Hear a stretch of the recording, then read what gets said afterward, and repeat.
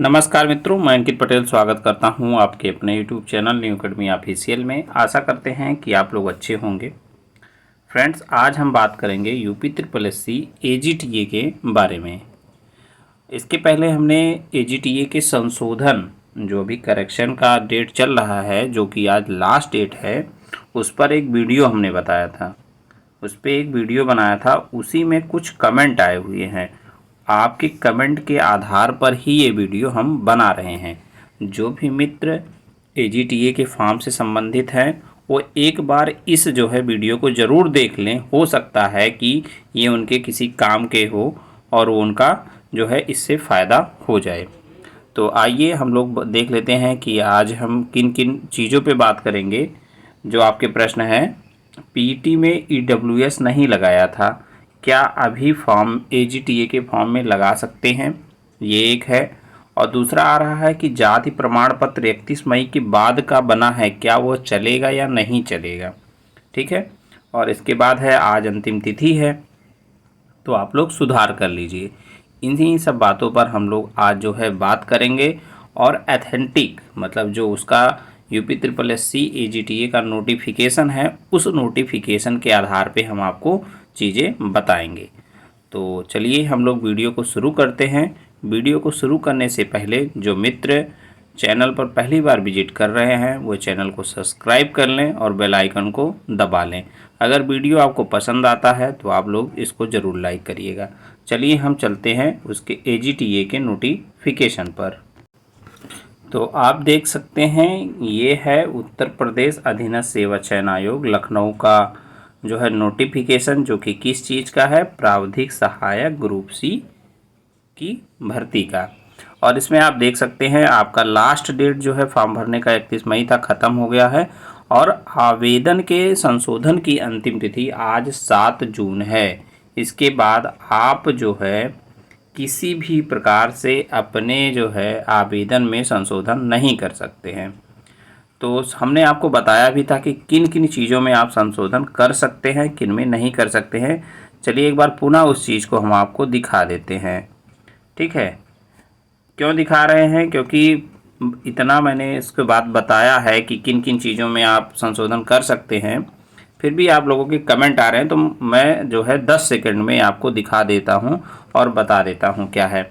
नाम की वर्तनी में गलती, पिता या पति के नाम में गलती, पत्राचार का पता, EWS क्षैतिज आरक्षण में आप सुधार कर सकते हैं, जाति की श्रेणी बदल आप सकते हैं, जेंडर अगर आपका गलत हो गया तो वो भी कर सकते हैं, आवेदन में अनिवार्य या अधमानी अर्हता में आप जो है संशोधन कर सकते हैं। इसके अलावा अगर माता के नाम में गलती है या जो है परमानेंट या अस्थाई पता में कोई गलती है, अर्थात मतलब इसके अलावा जो इतना लिखा हुआ है, इसके अलावा अगर किसी प्रकार की आप में गलती हुई है और आपको लगता है कि उस गलती से आपको दिक्कत हो सकती है, तो एक बार जो है आप एप्लीकेशन लिखकर आयोग में ज़रूर चले जाएं, खासकर मम्मी के नाम में गलती होने पर इत्यादि चीज़ों में। तो आप जो है एक बार एप्लीकेशन लिखकर आयोग में जाके उसको सबमिट करके वहाँ से अपना जो है उसका रिसीविंग ज़रूर अपने पास रख लें। ठीक है। तो आइए हम मेन मुद्दे पे चलते हैं, जो कि अपना मुद्दा है EWS हमारा इस डेट का बना है, मतलब 7 मई के बाद में। तो क्या वो मान्य होगा कि नहीं? तो चलिए हम आ चुके हैं इसके पेज नंबर 16 पे, आप जाके खुद नोटिफिकेशन भी पढ़ सकते हैं। तो हम सबसे पहले EWS मित्रों की बात करेंगे। देखिए इसमें क्या लिखा है EWS के बारे में। आप जानते हैं 10% आरक्षण मिलता है, उसमें कोई दिक्कत नहीं, हर कोई जानता है। अब हम बात करेंगे कि जो लोग पूछ रहे थे कि क्या सर जो है मई के बाद वाला मान्य होगा कि नहीं, तो इसमें देख लीजिए साफ साफ लिखा है, जिन अभ्यर्थियों द्वारा EWS के अंतर्गत आवेदन किया जा रहा है उनसे अपेक्षित है कि वह दिनांक 1/4/2024 से 31/5/2024 आवेदन का अंतिम तिथि के मध्य निर्गत EWS प्रमाण पत्र जो वित्तीय वर्ष 2023-24 के आयु पर आधारित हो तथा वित्तीय वर्ष 2024-25 के लिए मान्य हो को धारित करना सुनिश्चित करें। तो आई होप अब आप लोगों का जवाब मिल गया होगा कि आप लगा सकते हैं कि नहीं लगा सकते हैं। इसमें सीधा सीधा लिखा है कि 1 अप्रैल से 31 मई के बीच ही EWS प्रमाण पत्र आपका बना होना चाहिए, वही मान्य है। ठीक है, तो आप लोग समझ गए। इसके अलावा हमारे जो OBC SC ST वर्ग के जो छात्र हैं वो भी पूछ रहे हैं ये सेम सवाल कि क्या सर हम जो है लगा सकते हैं मई के बाद वाला या नहीं लगा सकते हैं। तो उनको भी मैं एक चीज़ यहाँ पे दिखा देता हूँ, आप लोग यहाँ पे देख लीजिए और इसको पढ़ के मैं आपको बता देता हूँ। आयोग अभ्यर्थियों को उनके द्वारा दी गई सूचना के आधार पर लिखित परीक्षा में औपबंधिक प्रवेश देगा, किंतु बाद में किसी भी स्तर पर यह पाए जाने पर अभ्यर्थी द्वारा गलत सूचना दी गई थी और उसके द्वारा आवेदन की अंतिम तिथि तक अर्हता धारित नहीं की जाती थी अथवा तत्संबंधित प्रमाण पत्र धारित नहीं किया जाता था, उसका आवेदन प्रारंभिक स्तर पर स्वीकार किए जाने योग्य नहीं था, तो उक्त स्थिति में उसका अभ्यर्थन निरस्त कर दिया जाएगा। आप लोग समझ गए होंगे। जो कि EWS के अलावा वाले जो छात्र हैं OBC SC ST वाले, तो आप लोगों को भी आवेदन के अंतिम तिथि तक अपना प्रमाण पत्र बना लेना है। अब मान लीजिए एक कंडीशन ये है। अब भाई कंडीशन क्या है, अब आपके पास समस्या क्या आएगी।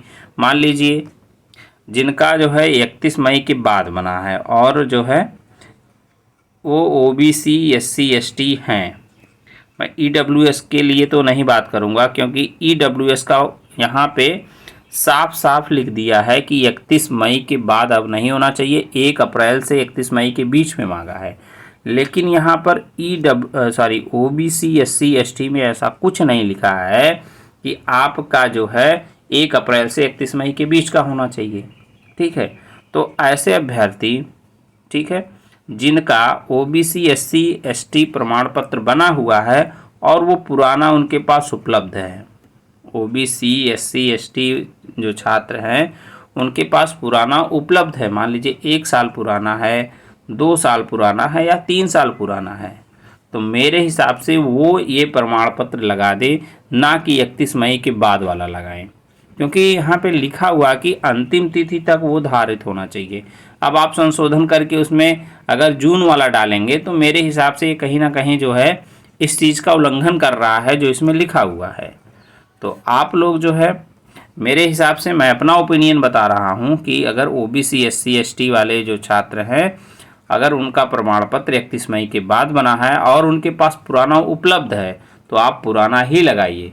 अब मान लीजिए पुराना नहीं उपलब्ध है, तब तो आपकी जो है मजबूरी हो जाती है कि 31 मई के बाद वाला ही लगाइए। तब उसमें आप कुछ नहीं कर सकते क्योंकि लगाना तो है ही। हमने आपको दोनों कंडीशन बता दी। ठीक है, EWS वालों के लिए स्पष्ट रूप से लिखा है कि आप जो है 1 अप्रैल से 31 मई वाला ही लगाइए। अब मान लीजिए उनके पास भी अब 31 मई तक नहीं बन पाया है, पूरा नया 31 मई के बाद बना है, तो आप क्या करेंगे, वही लगाएंगे। लगाइए, क्या करिएगा, इसके अलावा कोई ऑप्शन नहीं है। और सेम वही है OBC वाले के पास अगर पुराना है तो मेरे हिसाब से आप पुराना लगाइए, और नहीं अगर उपलब्ध है तो आप नया लगाइए। कुछ नहीं कर सकते। आप जाके मान लीजिए मन में आपके शंका है तो एक बार आयोग में जाके बात कर सकते हैं। इसके अलावा आपकी कोई जो है इसमें हेल्प नहीं कर सकता है, क्योंकि वो बार बार मन में आएगा। उससे अच्छा मेरे हिसाब से है एक दिन आप समय निकालिए, आयोग जाइए, वहाँ पे अपना एप्लीकेशन दीजिए और अपनी बात को बताइए। ठीक है, तो आप आराम से फिर आके उसके बाद पढ़ सकते हैं। रोज़ रोज़ जो है दिमाग में चलने से अच्छा है कि एक दिन अपना समय निकाल के इस चीज़ को दूर कर लीजिए। बाकी मुझे जितनी जानकारी थी मैंने जो नोटिफिकेशन से समझा, जो है मैं जानता हूँ, जहाँ तक हमने वो चीज़ आपको बता दी है।